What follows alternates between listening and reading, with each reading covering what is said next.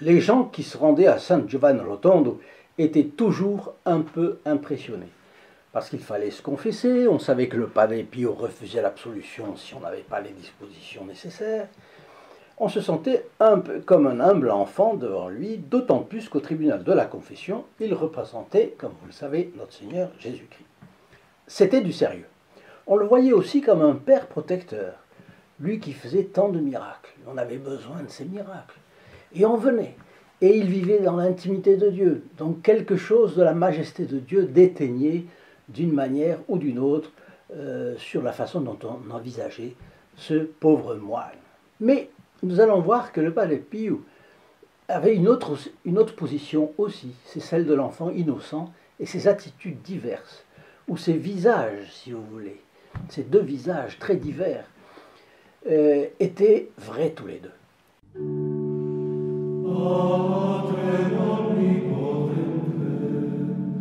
Chers amis fidèles du Padre Pio, bonjour. Mon nom est Jean Goyard et vous assistez au programme sur les pas du Padre Pio.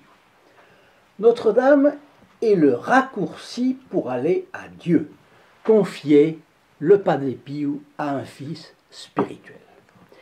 Et pour lui, eh bien, elle représentait vraiment une seconde mère. Et je dirais même presque la première. Alors son amour pour la Sainte Vierge était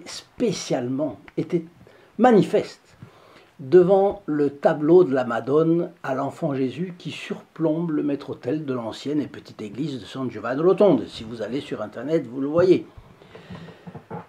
Dans la grande église, et qu'il a fait construire après, il y a une espèce de mosaïque qui représente la même. Mais évidemment, ce n'est que la mosaïque. Lui, il allait devant le vrai tableau qui était dans la petite église, le petit sanctuaire. Donc il avait une dévotion tendre, extrêmement tendre, super tendre, envers la Madone delle Grazie, Notre-Dame des Grâces en italien. Bon. Et il lui confiait tout, comme un petit enfant à sa mère. Ses souffrances, ses peines, ses angoisses, ses intentions, ses remerciements, ses joies, ses repos, tout. Il passait des heures en prière devant ce tableau du maître-autel de San Giovanni Rotondo. Des heures le jour et des heures la nuit.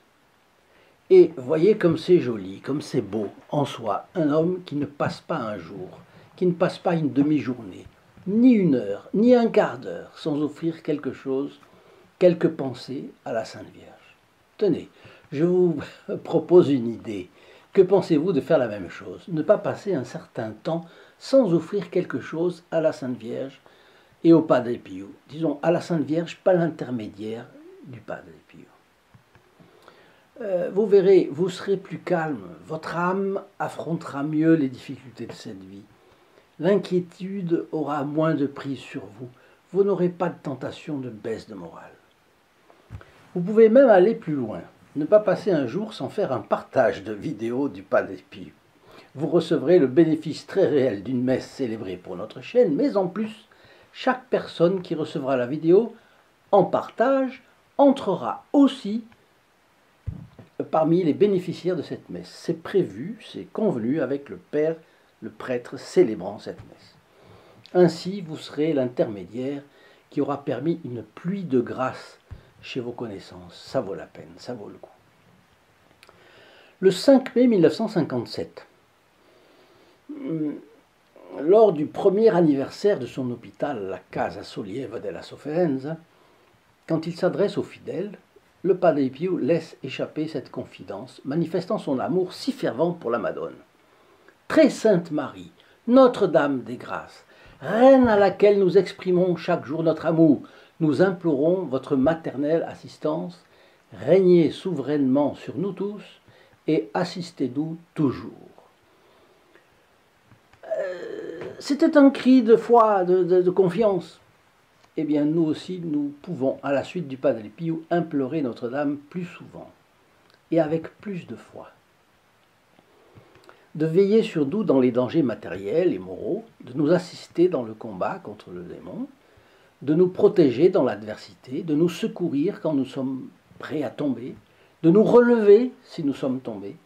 Et Et c'est pourquoi demander son aide au Padre Pio est nécessaire et même indispensable. Mais alors, pense-t-on fréquemment à lui? Je pense que oui, je l'espère. Vous pensez fréquemment à lui, mais quoi? 3-4 fois dans la journée? Ou alors ne pas passer un quart d'heure sans penser à lui, ce serait formidable. Et si vous pensez à lui, eh bien il vous aide. Et s'il vous aide, est-ce que vous pensez fréquemment à lui renvoyer l'ascenseur?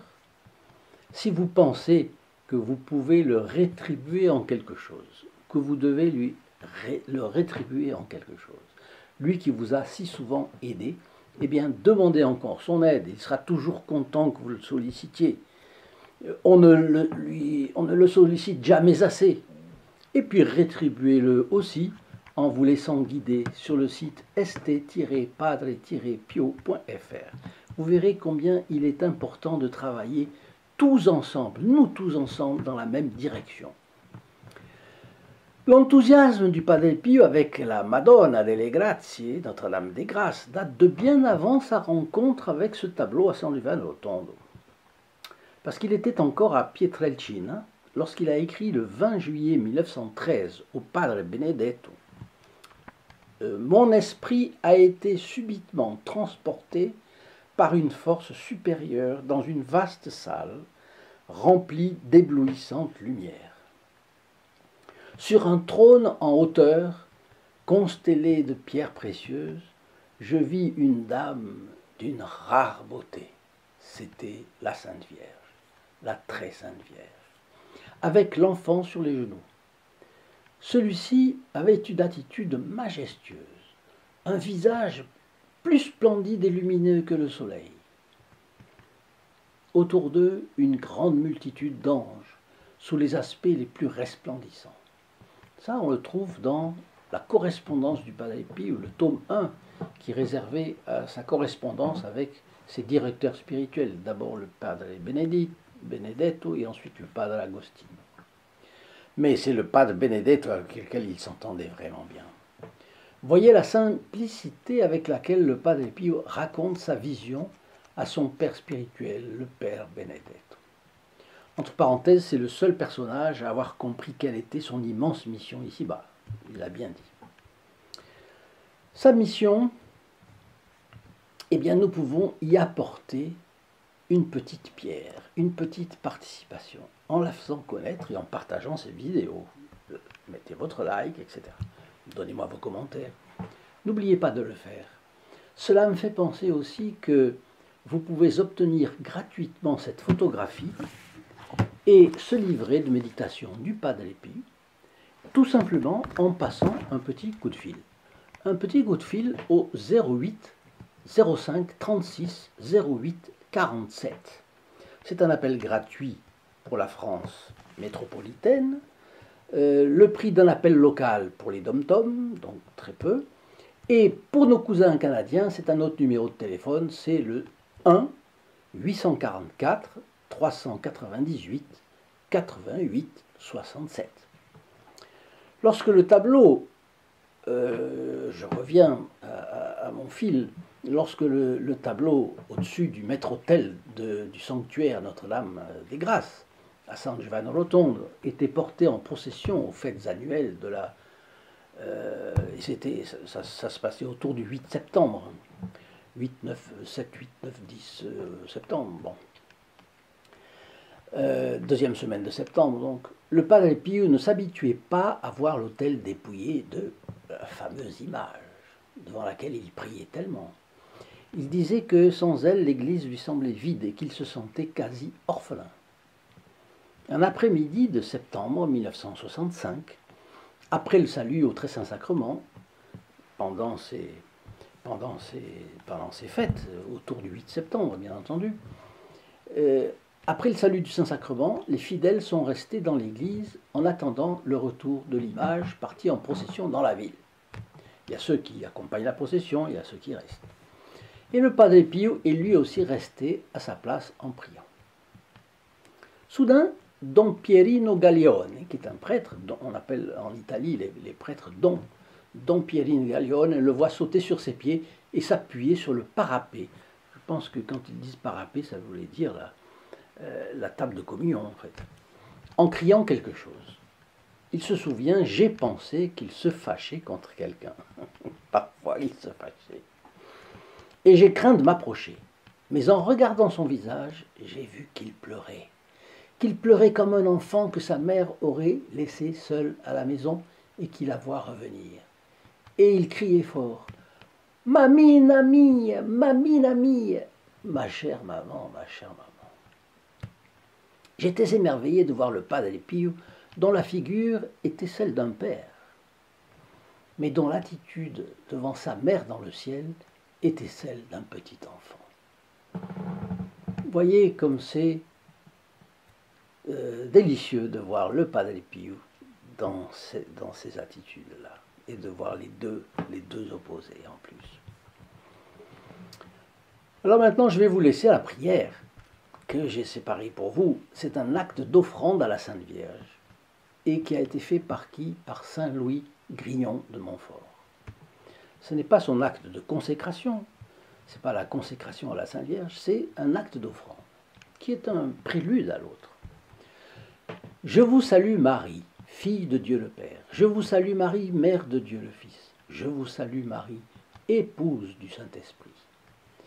Je vous salue Marie, temple de la très sainte Trinité. Je vous salue Marie, Madame, mon bien, mon amour, la reine de mon cœur, ma mère, ma vie, ma douceur et mon espérance très chère, mon cœur et mon âme. Je suis tout à vous, et tout ce que je possède est à vous. Ô Vierge bénie entre toutes, que votre âme soit en moi pour louer le Seigneur. Que votre esprit soit en moi pour me réjouir en Dieu. Ô Vierge fidèle, scellez mon cœur, afin qu'en vous et par vous, je sois trouvé fidèle à Dieu. Permettez, ô Mère de la miséricorde, que je me trouve parmi ceux que vous aimez, que vous enseignez, que vous guidez, que vous soutenez et que vous protégez comme vos enfants. Accordez-moi, par votre amour, de mépriser toutes les consolations terrestres et de n'aspirer qu'aux consolations célestes, jusqu'à ce que Jésus-Christ, votre Fils, soit formé en moi pour la gloire du Père, par l'Esprit Saint, votre époux très fidèle, et par vous, son épouse très fidèle, ainsi soit-il. Et cela se trouve dans le traité de la vraie dévotion à la Sainte Vierge de Saint Louis Grignon de Montfort. Chers amis fidèles du Padre Pio, je vous dis à très bientôt. Au revoir. In nome del Padre, del Figliolo e dello Spirito Santo, e così sia. Sia lodato Gesù e Maria, e